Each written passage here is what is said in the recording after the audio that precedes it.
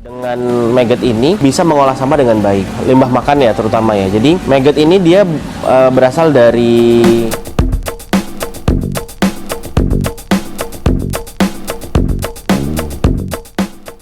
Siapa sih yang gak risih kalau melihat lalat? Iya kan? Secara hewan ini identik dengan tempat yang kotor yang juga berbau.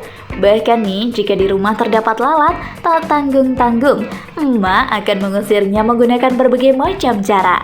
Tapi sepertinya kalian tidak tahu nih, jika kabar terbarunya, lalat sendiri mulai diperkembangbiakan oleh masyarakat Indonesia sebagai salah satu peluang bisnis yang menguntungkan. Bahkan harganya juga terbilang cukup mahal loh.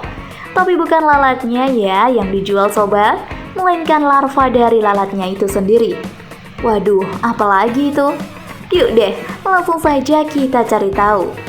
Ini dia, cara budidaya maggot sederhana dan menguntungkan.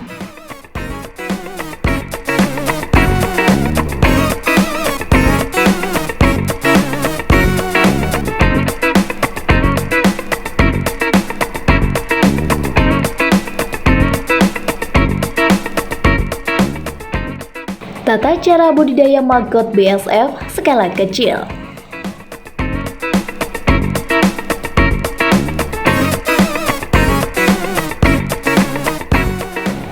Budidaya apapun yang penting menghasilkan ya, tancap gas saja dong.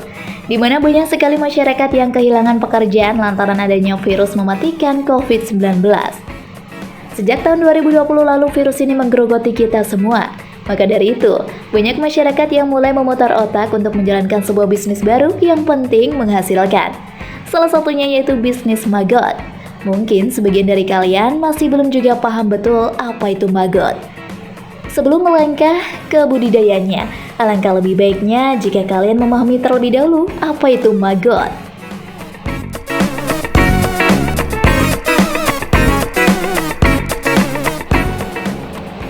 Apa itu maggot?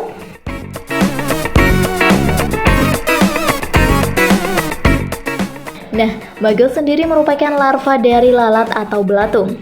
Biasanya, maggot sendiri dapat ditemukan di barang-barang yang sudah membusuk dan juga bau, seperti halnya bangkai, buah-buahan busuk, dan juga sayuran yang busuk. Namun kalian harus mengerti mana belatung yang merugikan dan mana belatung yang bermanfaat bagi kalian untuk dijadikan sebagai peluang usaha. Kenapa budidaya maggot semakin meningkat? Ya, semua itu dilatar belakangi permintaan para peternak hewan, terutama ikan. Di mana para peternak hewan sangat banyak manfaat yang dapat dirasakan oleh para petani jika memberi makan ikan-ikannya dengan maggot.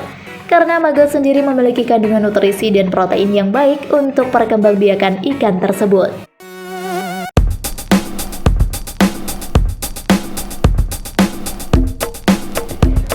Langkah awal budidaya maggot BSF.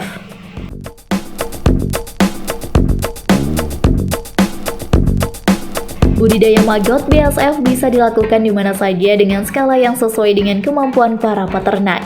Namun, kali ini kita akan membahas budidaya maggot BSF untuk para pebisnis mandiri yang ingin mencoba peruntungan di rumah. Hal pertama yang perlu diperhatikan sebelum memulai ternak maggot BSF adalah memahami kegiatan budidayanya, mulai dari fisik maupun teori di balik cara merawat dan membesarkan lalat BSF. Walaupun langkahnya mudah, budidaya larva BSF memerlukan tenaga cukup banyak, sehingga melibatkan lebih dari 3 orang dalam merawat dan mengembangkan bisnis sangat dianjurkan.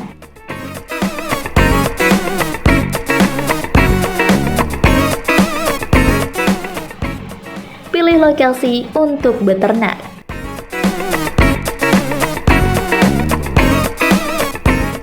Pertama-tama, pilih lokasi dengan vegetasi seperti pohon dan daun, sehingga dapat membantu menyerap bau dari kandang.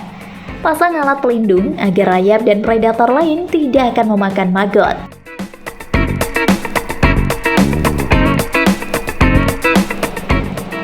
Mempersiapkan kandang.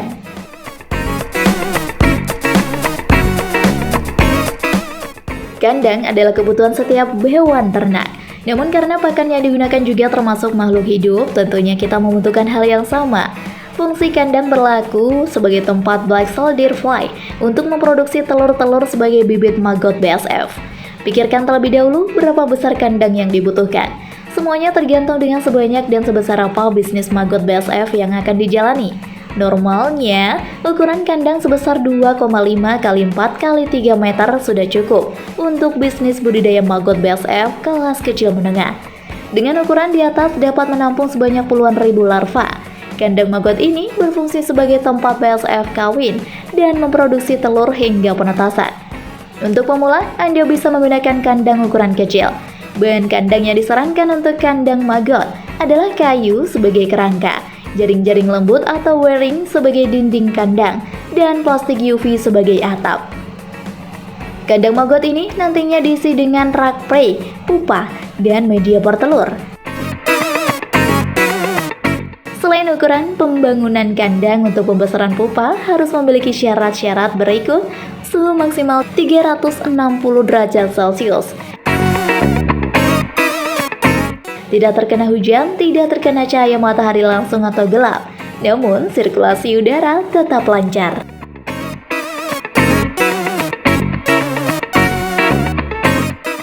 Media penetasan telur. Siapkan media untuk telur BSF menetas, bisa dibuat dari box kardus kecil atau terbuat dari triplex. Setelah telur menetas, pindahkan larvanya langsung ke biopon sebagai media pembesaran. Pisahkan media penetasan dan pembesaran di dalam kandang. Pemisahan ini sangat penting karena jika menyatu, telur-telur akan mudah pecah tertekan oleh larva. Rak media penetasan ini bisa disusun menjadi 3 tingkatan untuk menghemat tempat. Anda bisa membuat rak media penetasan dari bahan kayu.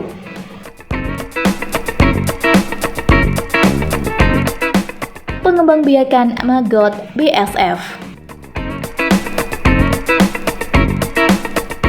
Siapkan air sebanyak 1 liter dan gula pasir sekitar 5 sendok. Masukkan air dan gula ke dalam ember. Siapkan dedak sebanyak 5 kg dan penyedap rasa. Lalu campur dengan air dan gula yang sudah disiapkan tadi. Tuangkan EM4 atau Yakult, pilih salah satu ke dalam ember. Untuk komposisi EM4 bisa 1 tutup botol EM4. Untuk Yakult bisa berikan setengah botol atau 1 botol. Aduk semua bahan sampai tercampur dengan rata. Siapkan kantong plastik yang dapat menampung 5 kg atau 8 kg barang. Masukkan dedak yang sudah dicampur ke kantong plastik tersebut.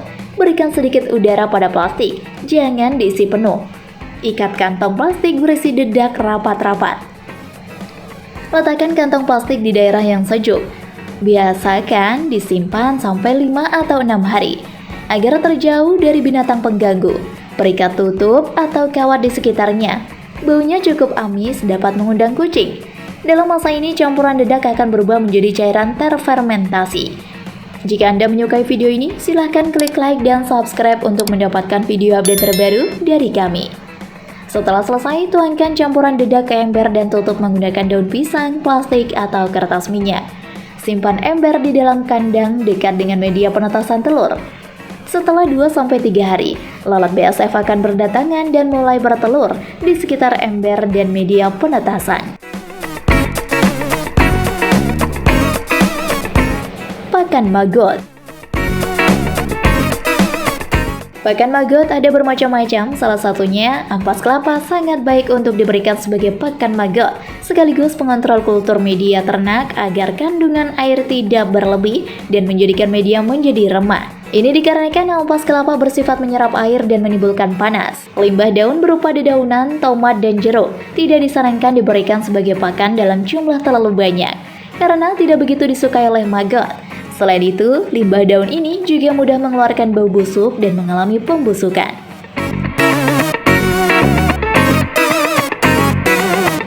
Panen maggot BSF. Setelah telur menetas, berikan sekitar 1 minggu sampai larva benar-benar sudah terbentuk. Waktu yang baik untuk panen maggot BSF adalah 2-3 minggu setelah telur menetas. Agar lalat BSF selalu datang dan bisnis telur berjalan, taburkan dedak fermentasi di sekitar media penetasan telur atau ember sebanyak seminggu sekali.